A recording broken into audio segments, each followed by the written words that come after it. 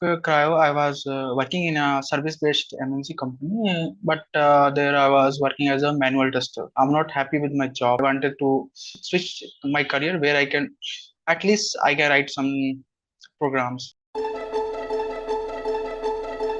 Decided to go with the Crio because the motto of Crio is I learn by doing. So I also observed that here everything we need to start from scratch, not like the code is given to you. During the program, I learned Java as well as defines Java, where we basic data structure of Java and collection data structure as well. With the help of Java, teach us Selenium. With the help of that, we can do the web automation. And for doing the unit testing, they teach us the test ng and JUnit. After doing this course, I get to know that the other way of writing code. This helped me to change my style of coding. I get to confident like, yeah, I can. If any problem is given to me, someone asks me to automate from. Then I can automate.